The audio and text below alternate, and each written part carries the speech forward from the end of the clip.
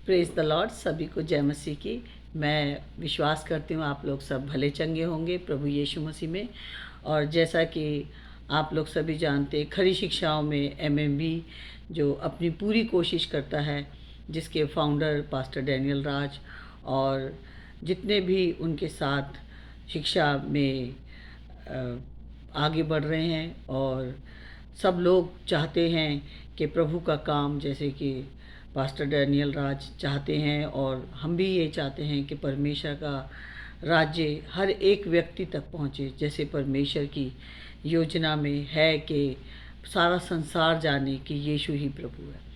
आज जबकि हम लोग मती की पुस्तक का हमारे ग्रुप में शिक्षा चल रही है, और उसमें से हम देखते हैं कि मती 8 और उसके 14 आयत में किस तरह से यहाँ पर एक समय था जब प्रभु यीशु मसीह जो कि कफरनहूम से निकले, और जब वो निकले तो हम देखते हैं कि कफरनहूम में एक व्यक्ति ऐसा था जो कि बहुत ऊंचे पद वाला था, और उसका जो सेवक था वो बीमार था, और उसने कहा कि बस मैं चाहता हूँ कि प्रभु यीशु मसीह तू सिर्फ कह दे कि अगर तेरे कहने से ही मेरा सेवक जो है चंगा हो जाएगा। तो प्रभु यीशु मसीह ने कहा ऐसा तो विश्वास मैंने देखा नहीं, क्योंकि वो तो यहूदी व्यक्ति भी नहीं था, लेकिन उसका विश्वास था।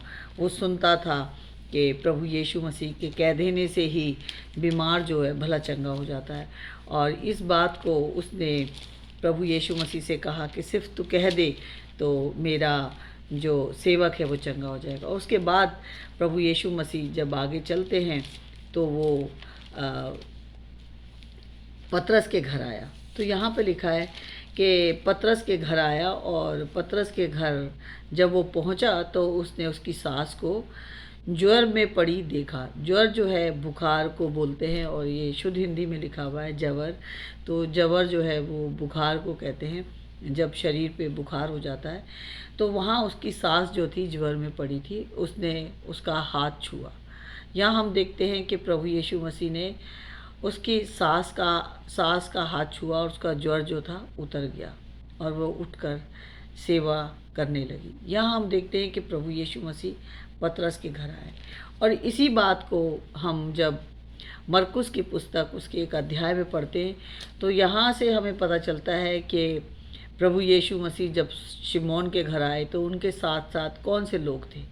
उनके साथ थे याकूब भी था, यूहन्ना भी था, और खुद पतरस था, और उसका भाई इंद्रियास भी था। और वहाँ पर जब प्रभु यीशु मसीह आए तो शिमोन की सास जो थी ज्वर में पीड़ित थी, और उन्होंने तुरंत उसके विषय में उससे कहा। मतलब जब वो वहाँ पहुँचे तो उन्होंने देखा कि जो मरकुस की सास है वो बीमार है। तो उन्होंने तुरंत कहा कि प्रभु यहाँ पर जो क्या कहते हैं पतरस की सास है वो बीमार है। और जब उन्होंने प्रभु यीशु मसीह से कहा तो जैसे ही उन्होंने कहा तब उसने पास जाकर, प्रभु यीशु मसीह उसकी सास के पास गए, और उन्होंने पास जाकर उसका हाथ पकड़ के उसे उठाया, और उसका ज्वर उतर गया, और वह उनकी सेवा टहल करने लगी। मतलब यहाँ हम देखते हैं कि प्रभु यीशु मसीह पहले बाहर ड्राइंग रूम में थे, और फिर वो बाद में उठकर उसके कमरे में गए, और वहाँ जाकर उसका हाथ पकड़ के उसे उठाया, और उसका ज्वर उतर गया। मतलब यहाँ हमें देखने को मरकुस के तरीके से मिलता है कि मरकुस किस तरीके से यहाँ बता रहा है। और साथ ही साथ हम देखते हैं कि लूका में भी इस घटना को लिखा गया, और यहाँ लिखा है कि वह आराधनालय में से उठकर लूका, और हम उसके 4 अध्याय उसकी 38 में पढ़ते हैं कि वह आराधनालय में से उठकर शिमोन के घर में गया। शिमोन की सास को ज्वर चढ़ा हुआ था, और उन्होंने उसके लिए उससे विनती की। तो यहाँ हमें पता चलता है कि कोई विनती कर रहा है, और वहाँ उसको मरकुस की पुस्तक में बताया जा रहा है, उसके विषय में बताया जा रहा है। तो यहाँ हम देखते हैं कि कोई उससे विनती कर रहा है, मरकुस की पतरस की सास के लिए विनती कर रहा है कि प्रभु आपका दास आपके साथ रहता है, और आपका दास आपके साथ साथ सेवा का काम करता है, लेकिन उसकी जो सास है वो जो बीमार है, तो वहाँ पर कोई विनती कर रहा है, लेकिन वो आराधनालय में से उठकर, हमने देखा कि पहले प्रभु यीशु मसीह जो थे आराधनालय में थे और वहाँ पर उनके काम देख रहे थे, और वहाँ पर वो किस तरीके से सामान बेच रहे हैं आराधनालय में, और प्रभु यीशु मसीह को ये सब कुछ देखकर बड़ा गुस्सा आता है। लेकिन फिर भी प्रभु यीशु मसीह किस तरीके से उनके बीच में काम कर रहे हैं, और वहाँ पे हमें अलग अलग तरह के लोग दिखाई दे रहे हैं। यहाँ पर हम देखते हैं कि प्रभु यीशु मसीह उस पतरस की कितनी चिंता कर रहे हैं, क्योंकि पतरस जो है उनके साथ साथ सेवा का काम कर रहा है। एक दास जब प्रभु का काम करता है तो प्रभु भी उसके परिवार की पूरी पूरी चिंता करता है, चाहे वो मैं हूँ या आप हो। जो भी व्यक्ति प्रभु के कार्य में लिप्त रहता है, प्रभु का कार्य में बढ़ चढ़ कर हिस्सा लेता है, प्रभु को उसके परिवार की भी चिंता होती है। तो यहाँ हम देखते हैं कि प्रभु यीशु मसीह को पतरस की सास की भी चिंता थी। क्यों? क्योंकि उसका परिवार उसके साथ कनेक्टेड है। पतरस की सास भी जो क्या पतरस की वाइफ है, उसकी माँ उनके लिए जो थी उनकी सेवा टहल करती है, उनके जब वो लोग उनके घर जाते हैं। और जब पतरस के घर का कोई बीमार होता है तो ये प्रभु को अच्छा नहीं लगा, और प्रभु ने एकदम से उसका हाथ पकड़ के उसे खड़ा कर दिया। और यहाँ हम देखते हैं लूका में कोई विनती कर रहा है प्रभु से कि तेरा दास तेरे साथ रहता है, और यहाँ इसके परिवार में बीमार है। इसी तरह परमेश्वर जो है मेरे और आपके परिवारों की भी चिंता करता है। मेरा और आपका परिवार जब प्रभु के कार्य में रहता है। क्यों? क्योंकि पतरस को हमने देखा कि पतरस को प्रभु यीशु मसीह ने कहा था, जो कि हम मत्ती 16 पढ़ते हैं, तो यहाँ पर प्रभु यीशु मसीह ने शिमोन से कहा था कि मैं भी तुझसे कहता हूँ कि तू पतरस है, और मैं इस पत्थर पर अपनी कलीसिया बनाऊंगा और अधोलोक के फाटक उस पर प्रबल ना होंगे। मैं तुझे स्वर्ग के राज्य की कुंजियाँ दूंगा। तो यहाँ हम देखते हैं कि पतरस, वो पतरस जो प्रभु यीशु मसीह के साथ कार्य कर रहा था, वो पतरस जिस पर प्रभु अपनी कलीसिया बनाना चाहता था, वो पतरस जिसे परमेश्वर ने स्वर्ग के राज्य की कुंजियाँ दी थी।